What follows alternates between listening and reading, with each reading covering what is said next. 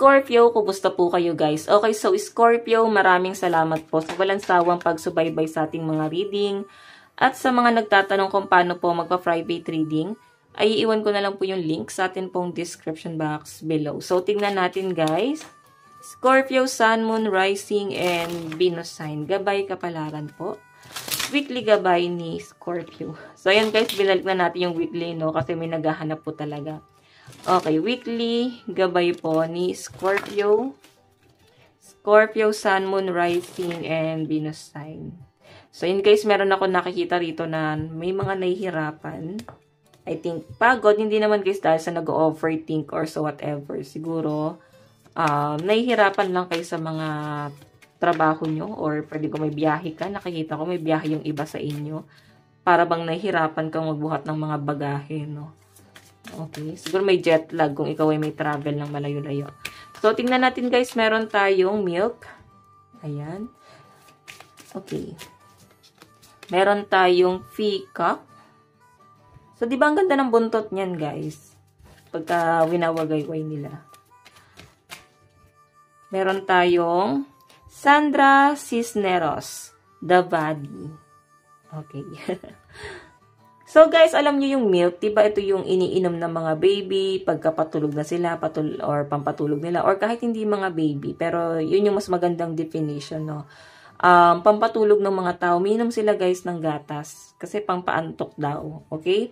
So meron tayo guys, peacock. Ito guys ay nakikita ng mga tao ngayon yung kagandahan inside and out sa'yo ngayon, okay? Kumbaga, natutuwa sila sa inyo guys, na-excite sila sa inyo, para bang nandun sa point na parang gustong-gusto kanilang kausap, kabanding sa pinapakita sa akin dito, Scorpio, no?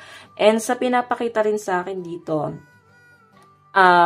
nararamdaman mo kung sino yung mga plastic, no? Kumbaga lalapit, wow, ang ganda-ganda mo naman. O, the moon. Moon kasi guys, secret or kasinungalingan, parang plastikan, so pwede may mga ganong energy. Meron ka sigurong pinaplastic or pinakikisamahan. So, yun siguro yung mas magandang words doon. Kasi alam mong plastic sila. So, ikaw, parang pakikisamahan mo sila, guys. Kahit na ganun yung mga personality nila. So, the body, guys, ayan. Nakahawak siya sa tiyan niya. Siguro may mga buntis or pwedeng kabuwanan nyo na. Ayan. Yung iba sa inyo, guys, ayan. Kung nagpaplano kayong ngayon, pwedeng may mabubuntis talaga. Okay, ayan. Expect nyo na guys yan, no?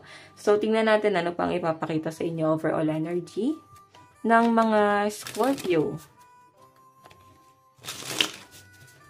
Scorpio, Sun, Moon, Rising, and Venus sign.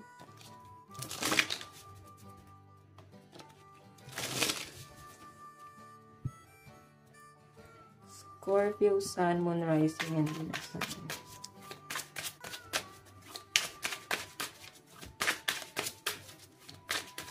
Oops, meron tayong The Magician. Sabi ko sa inyo, di ba, medyo magiging busy ka talaga.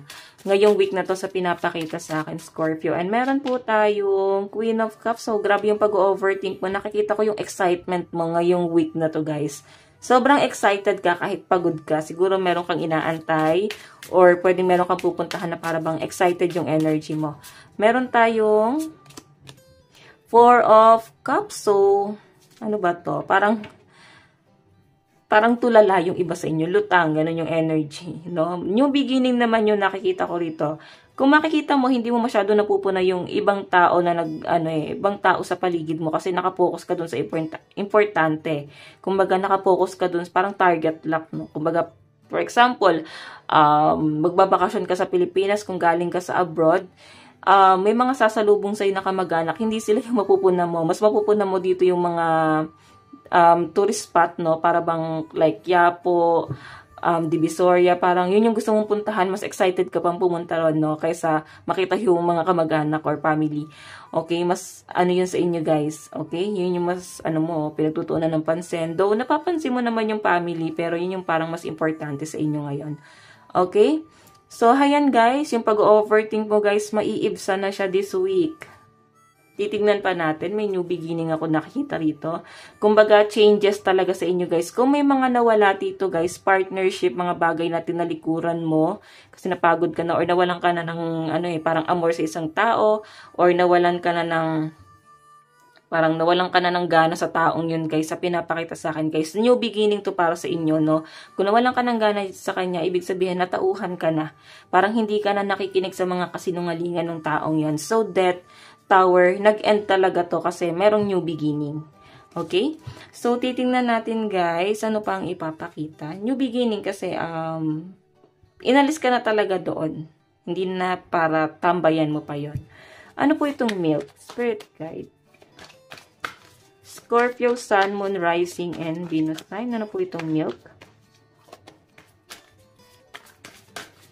Scorpio, Sun, Moon, Rising, and Venus sign. Meron po tayong Knight of Wands. So, may biyahe. May na-excite sa'yo. Scorpio, diba? May biyahe talaga yung iba sa inyo. May nag-aantay, or pwedeng may nag-aantay sa'yo. Okay, the Emperor. So, ang daming nag-aantay sa mga Scorpio. Saan ka ba pupunta this week?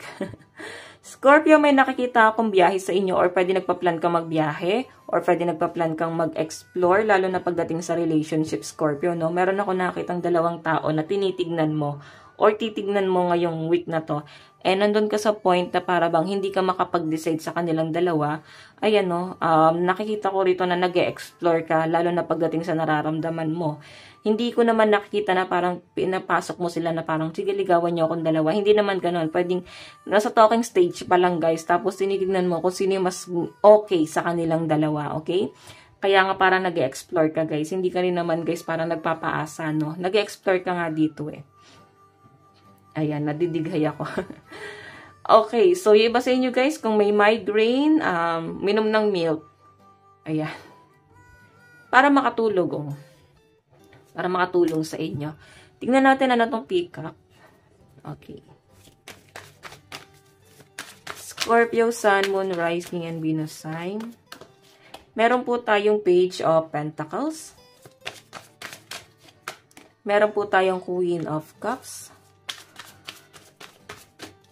Meron tayong, oh my God, pagod na yung iba sa kanila, pagod na yung mga Scorpio sa kanilang kagandahan at kagapuhan, no?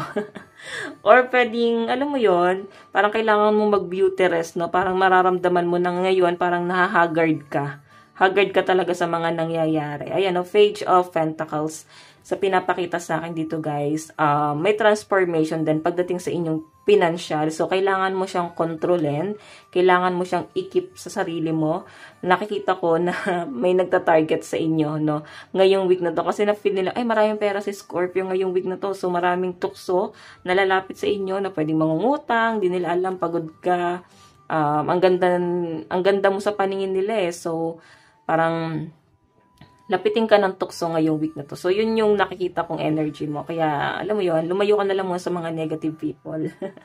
So, tignan natin, guys, ano tong the body. Ano po yung the body? Ano po yung the body? Meron po tayong, oh my God, stop. So, guys, so nakikita ko dito, ayan, overthink pa, no? Nag-overthink ka pagdating sa relationship mo. Okay? So, ayan. Or pwede naman, guys, na nagwo-worry ka. Ayan, sabi ko sa inyo, di ba? May dalawang tao kang tinitingnan dito. Okay? So, ba't nag-overthink ka ng ganito? Or pwede nag-overthink ka sa person mo na baka meron siyang iba. So, alam mo yung feeling na medyo silosa ka ngayon. Week na to siguro kasi dahil nga magba-Valentine's, no? So, nag-overthink ka. Ano ba yung offer niya sa inyo? Ano ba yung isusurprise niya sa inyo, guys? No? So, pinapakita sa akin. So, titingnan natin, guys. Ano pa ang ipapakita ng energy mo? Love reading, love advice. Ayan, iwasan nyo, guys, yung pag-overthink kasi nakita ko yung worry mo. Lalo na pagdating sa inyong relationship. Okay? Meron po tayong playfulness. O, diba? Halos nakakapit yung isa. Sobrang parang bata yung energy. Meron po tayong soulmate. Baka kasi, guys, soulmate mo siya. And magkalayo kayo. Kaya nag-overthink yung isa. Diba? So, titignan natin, guys, ang inyong advice. Scorpio, Sun, Moon, Rising, and Venus sign. Meron po tayong Keep your heart. Ayan, kailangan mo munang ingatan yung sarili mo no, sa mga negative people, negative energy, go for it. Nakikita ko guys, may mga challenge sa buhay mo ngayong week na to. And ang dami mong kwento, siguro sobrang excited ka, may mga tao kang kakwentuhan. Diba? Excited yung energy mo ngayong week na to. So guys, ito lang naman po ang inyong reading hanggang sa muli. God bless and love you all. Thank you!